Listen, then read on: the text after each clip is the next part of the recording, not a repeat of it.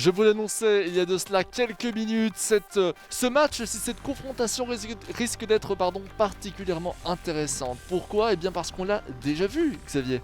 Ouais bah voilà, justement, Anderlecht Courtrai, c'est un match, comme tu l'as dit, très intéressant. On l'a déjà vu lors de précédentes éditions de cette Proximus ePro League. Et puis ici, justement, Courtrai il est 5ème, Anderlecht 9ème. Courtrai, tout doucement, il redescend un petit peu dans le classement, donc il doit quand même prendre des points s'il veut quand même se rassurer. De l'autre côté, Anderlecht, c'est quand même un sérieux candidat au top 8. Pour le moment, il est juste en dehors. Donc lui aussi, il doit faire quelque chose contre Mainz. On sait que c'est deux joueurs qui aiment bien défendre, garder le ballon énormément. Donc on va peut-être voir un match un petit peu lent, avec peu de buts, mais j'espère quand même que les deux vont nous faire nous contredire. Nous étions à l'époque durant la phase des playoffs de l'année précédente, la saison 2019-2020, et Manse avait affronté déjà Zakaria Bentato dans un match très très intéressant, Ouais. très tactique, hein, il faut le dire, très très peu d'occasions, très très peu de buts également.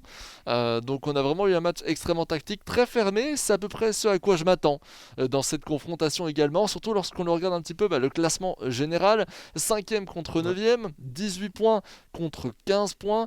On sait qu'Anderlecht était très très souvent dans le top 8 depuis le début de la compétition. Il est tout juste redescendu il y a de cela très très peu de temps maintenant. Oui, Donc à voir. ouais, voilà. Je pense que ça reste quand même un adversaire de haut niveau. Donc pour les deux joueurs, un point, c'est pas forcément un mauvais résultat contre ce type d'adversaire. Mais malheureusement, ils ont besoin des 3 points. Mhm. Donc je pense qu'ils doivent essayer d'aller faire la différence et pas simplement attendre l'erreur de l'adversaire.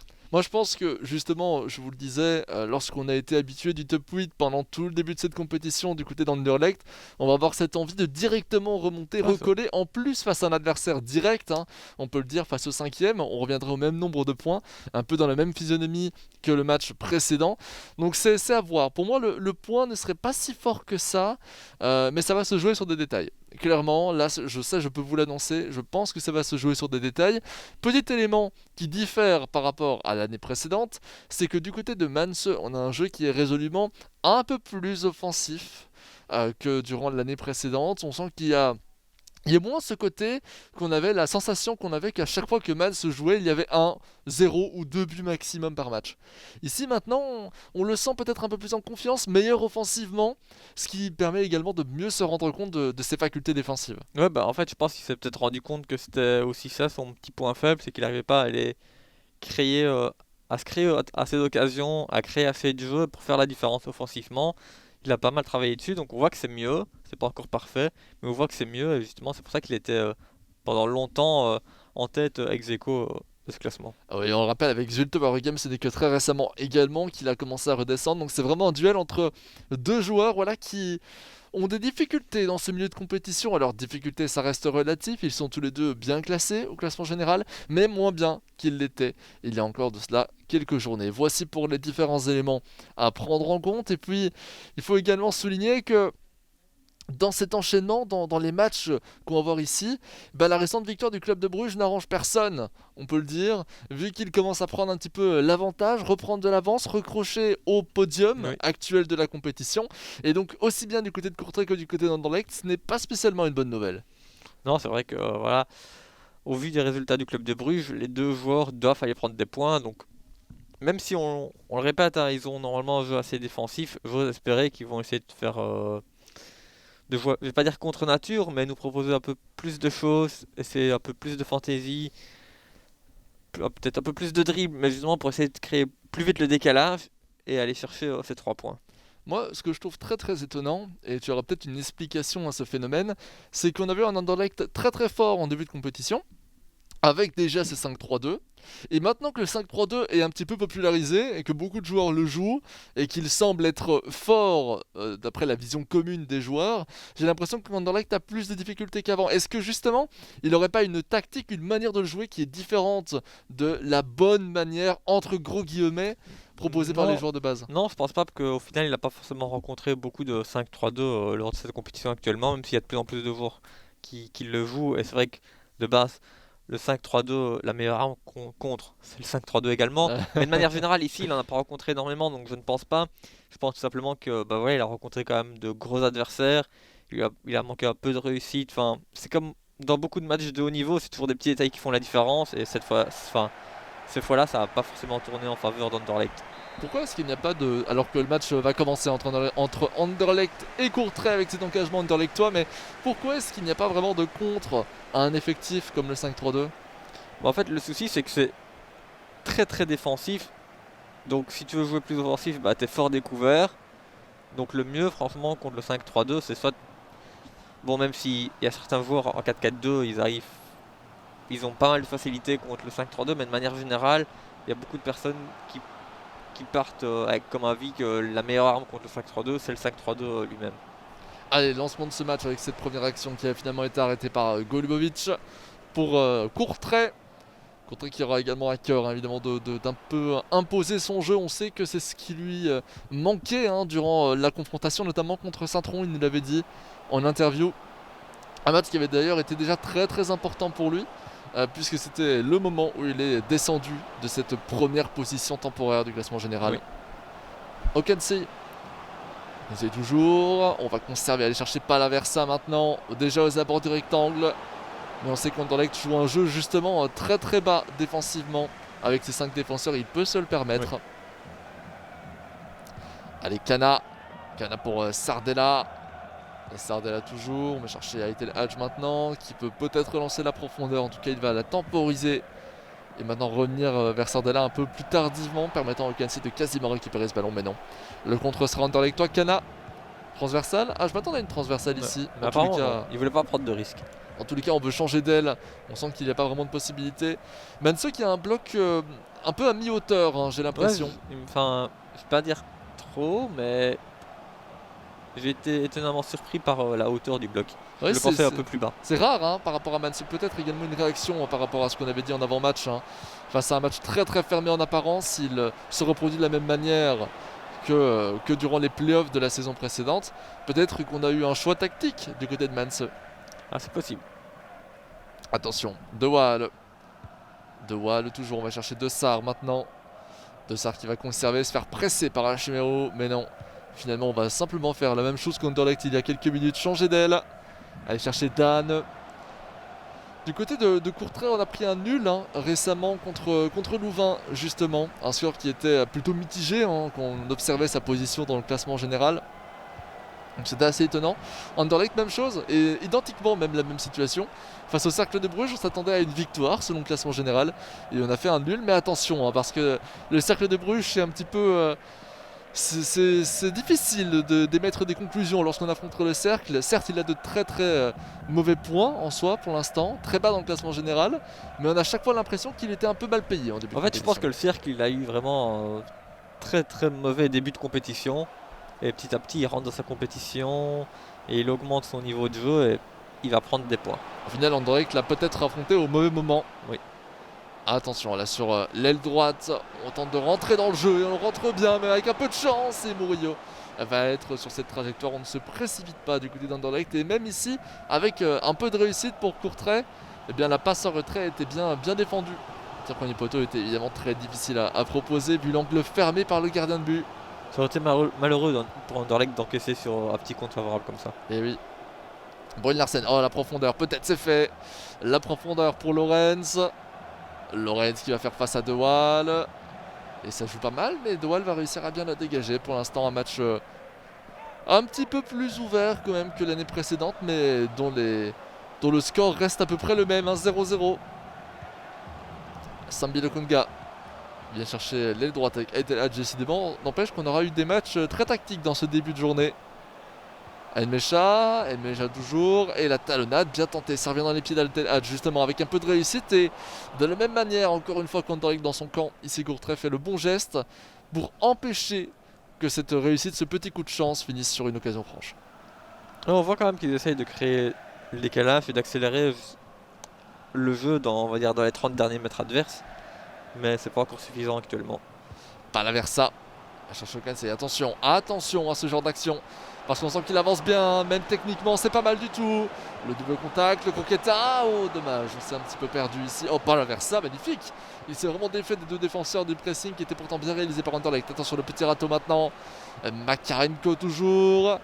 On va chercher De Sar. Avec Okense maintenant. Attention, et non. Finalement, Anderlecht va récupérer ce ballon, relançant tout l'effectif peut-être. avec cette belle profondeur pour Sardella qui est souvent appelé. Hein. On appelle énormément les défenseurs latéraux du côté d'Anderlecht. Ce qui peut expliquer au final pourquoi on finit à 3 défenseurs. Hein. On fait monter les défenseurs latéraux, on crée du danger offensivement malgré tout. Oui, et puis ça permet d'écarter un maximum le jeu. Et puis comme ça, normalement, il y a un peu plus d'espace dans l'axe si on revient vite dans l'axe après. Oh, dommage. Makarenko qui va récupérer. Relancer en cassé peut-être. Attention. Attention, 52% face à 48. Un match équilibré au niveau de la possession quand même. Comme au niveau du score, comme au niveau d'ailleurs d'à peu près toutes les statistiques. Hein. Même si on ne les a pas devant nous. Nmecha. Acheru, Nmecha de nouveau. Dans l'axe maintenant avec Brune Larsen. Et on va jouer en triangle finalement. Et récupéré par Makarenko. 42e minute de jeu. Toujours pas une seule occasion franche. Les matchs se suivent. Ils se ressemblent. Attention, attention à ce genre de petites actions sur l'aile parce que ça peut déboucher sur un centre et les centres peuvent être dangereux dans ce jeu. Avec Yogansé toujours qui rentre dans l'axe. Toujours très calme, paisible Zakaria Betete dans ce rectangle. Parce que malgré le danger émis, on reste bien solide et ça empêche la construction pour l'instant de Courtrai et même va l'enterrer. Bien vu de la part d'Anderlecht et c'est la récupération de Anne qui va signaler d'ailleurs la fin de la première mi-temps sur un score qui pour moi paraît tout à fait logique. Oui, c'est normal, les deux joueurs ne sont pas vraiment créés d'occasion, les gardiens n'ont pas été mis en difficulté, donc pour moi c'est normal d'arriver à la pause avec un score de 0-0. Effectivement 0-0, là on rentre vraiment dans un schéma de jeu qui ressemble énormément à l'année précédente, mais tout l'intérêt, je pense, de cette confrontation va être de voir leur réaction en fin de match, car ce sera probablement un match qui va se jouer à ce moment-ci. Vers la 70e, 80e minute de jeu, si le score reste le même, on risque de voir certains joueurs peut-être se découvrir un peu.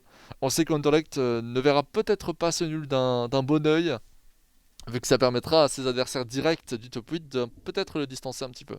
Ouais. On s'y attendait justement de voir ce type de match, et au final, pour le moment, c'est comme cela. C'est exactement comme on l'avait prévu. 0-0 pour l'instant, et début de cette seconde mi-temps. Makarenko avec Dan va revenir vers Makarenko alors qu'on a fait quelques petits changements. La montée de Selemani notamment à la place de Palaversa. Ça reste des petits changements. On sait qu'en mode 90, l'influence c'est surtout de pouvoir avoir un peu plus d'endurance dans nos joueurs. Permettre des profondeurs de la construction peut-être un peu plus rapide. Qui sait. Dessart. Selemani justement tout fraîchement monté. Va peut-être être utile très tôt dans cette mi-temps. Dessart, Makarenko. Attention à bien fermer les espaces comme il le fait si bien depuis le début de ce match. Anderlecht. Makarenko, Selemani pressé par Hachimero, c'est bien vu, c'est très bien réalisé. Ce pressing en deux temps, on peut le dire, avec 3 joueurs qui finalement viennent fermer l'angle, fermer les espaces et récupérer ce ballon. Sambi Okonga, Hachimero maintenant. Il va probablement faire une transversale. Ah bah de nouveau j'anticipe une transversale et on le fait en passe courte. Mais on joue calmement des deux côtés. Ça fait 2 fois que Zach il donne l'impression de quelque chose et au final il Ouais fait c'est l'inverse. ça, t'as aussi cette impression. J'avais aussi vraiment cette impression de transversale. Après je peux le comprendre parce qu'il n'est pas en difficulté, c'est 0-0. Dans la majeure partie des cas ça fonctionne, mais des fois les transversales, le défenseur rate un petit peu sa passe. Puis après tu es vraiment mis en difficulté. À cause d'une sortie de touche. Voilà. Ou même simplement la passe n'arrive pas forcément où tu l'as demandé et c'est l'attaquant qui la récupère.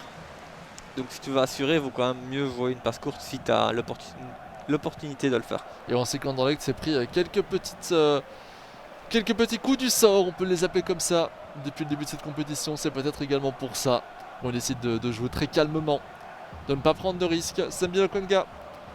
On va chercher à nouveau vers Sambi Okonga maintenant. Fait tourner dans l'effectif Anderlechtois avec Hachimero peut-être. Attention, c'est pas mal. Et le premier tir sera Anderlechtois à la 60e minute de jeu. Premier danger opposé aux cages de Courtrai. Et qui dit danger dit souvent relancement du match. Courtrai qui se relance sur les droites justement avec Ritière. Ritière qui prend énormément de vitesse. Qui va faire face à Delcroix. Delcroix, belle récupération, c'est dommage. C'est le genre de temps fort desquels il faut profiter. C'était la première vraie contre-attaque laissée par Anderlecht. Ouais, mais au final, il n'a pas vraiment su en faire grand chose. Et oui, la pause qui est d'ailleurs demandée par Mans, qui sent peut-être que le danger commence à augmenter et qu'il pourrait très bien devenir en difficulté là dans la suite de ce match. Ouais, on voit Zach qui veut vraiment jouer un peu plus vite, il accélère un petit peu le tempo. Et c'est peut-être grâce à ça qu'il va réussir à faire la différence. Ah ouais, ça change énormément le jeu, le rythme. Lorenz et beau tacle pour aller contrer en corner. Quoique les corners, ça peut faire mal. Ça peut faire très très mal.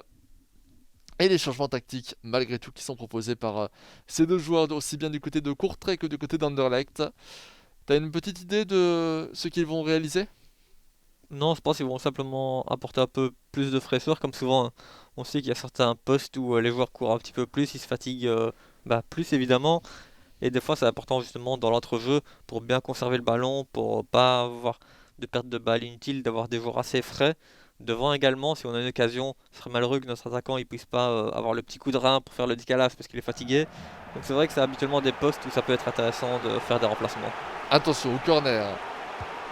Corner joué à la Rémoise avec Diaby. Et malheureusement, là, ce joueur de passe arrive directement dans les pieds de Golubovic.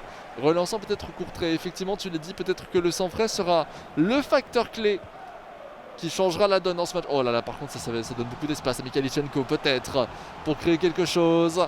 On va dans l'axe avec Brune Larsen. Brune Larsen, pas mal, attention. La deuxième occasion peut-être pour Anderlecht avec Mikhailichenko. Et on parlait de sang frais. Il vient de rentrer, il a failli créer un immense danger sur les cages de Courtrai. On a peut-être une touche de trop avant la frappe.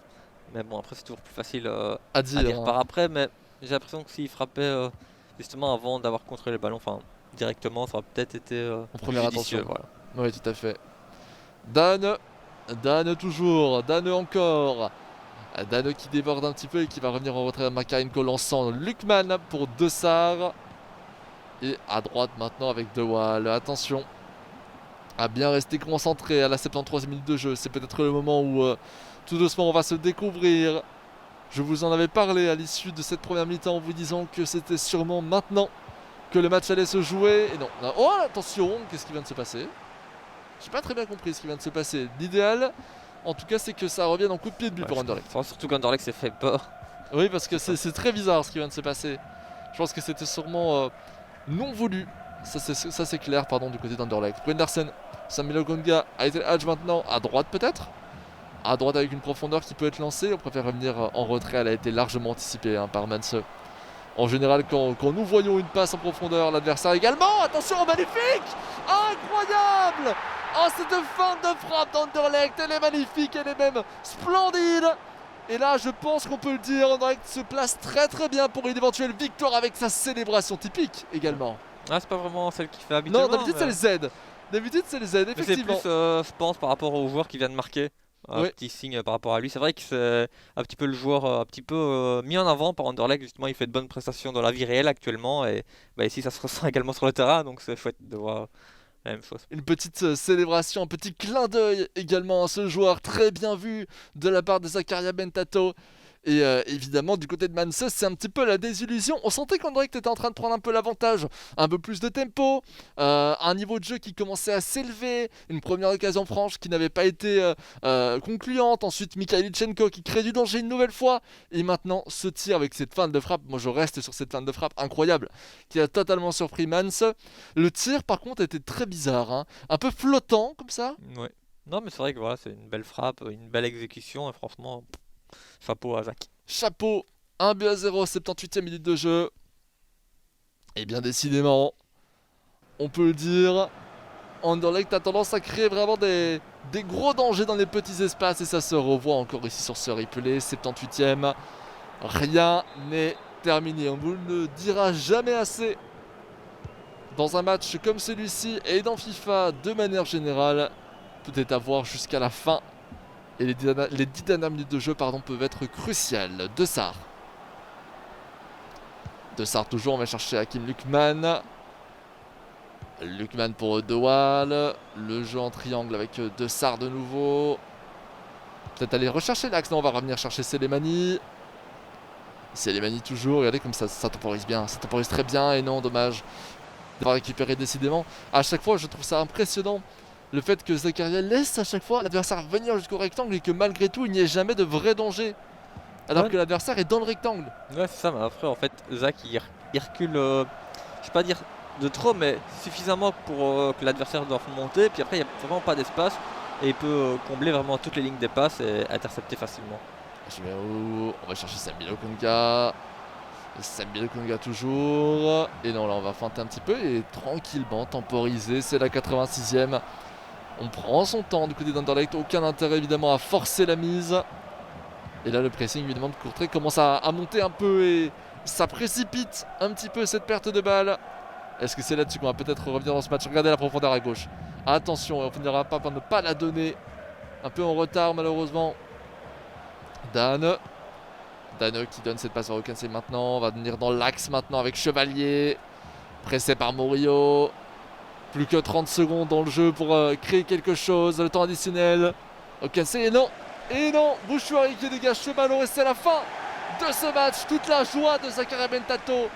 On décompresse également un petit peu, Xavier. Ouais, bah en fait, il a vraiment besoin de ces 3 points justement pour se rassurer par rapport au top 8, sinon il aurait été peut-être vraiment en difficulté. Et c'était un match difficile, on le sait, voilà, Manzeger très bien le ballon, Zach également.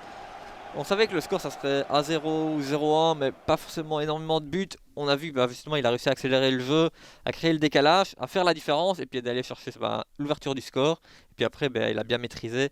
Au final, Mainz n'a jamais vraiment mis en difficulté Zach dans ce match. Et oui, ça c'est très très vrai. Aucune occasion pour Mainz. Et c'est là-dessus que ça se joue dans les matchs fermés comme celui-ci. Celui qui arrivera à créer les petits dangers dans les espaces, justement dans une défense bien regroupée des deux côtés, il faut le souligner. Ouais. Ça a été un match extrêmement défensif et il faut féliciter Anderlecht pour sa victoire face à Courtrai. Zakaria Bentato qui l'emporte et qui remonte, on peut le dire, dans le top 8 maintenant. Remonte même sur Mainz en réalité grâce à cette victoire 1-0. Et puis comme vous pouvez le voir, l'ensemble des matchs qu'on va avoir l'occasion de commenter encore aujourd'hui, il y a de belles choses à voir avec toi Xavier en ta compagnie. Et je pense que vous aussi vous allez être assez ravis des matchs qui vont suivre. D'abord un Genk Beerschot, moi je l'attends quand même ce match parce qu'on sait qu'Abdoulaye c'est un joueur Il aime se faire peur. Oui c'est ça, on a vu ce qui s'est passé, on y reviendra de toute façon en avant-match, mais avant cela. Eh bien, passons à nos fameuses capsules. Vous l'avez vu, si vous nous suivez en flux en direct, le joueur d'aujourd'hui, il s'agit de Miran Salim, le joueur du KV Mechelen de Malines. Et on va avoir l'occasion de revoir une nouvelle capsule. Pour ceux qui sont sur YouTube, vous avez une vidéo récapitulative avec l'ensemble des capsules regroupées en une seule vidéo. Et pour ceux qui nous suivent en flux en direct devant votre télévision, par exemple, eh bien, voici une capsule sur justement le joueur de Malines.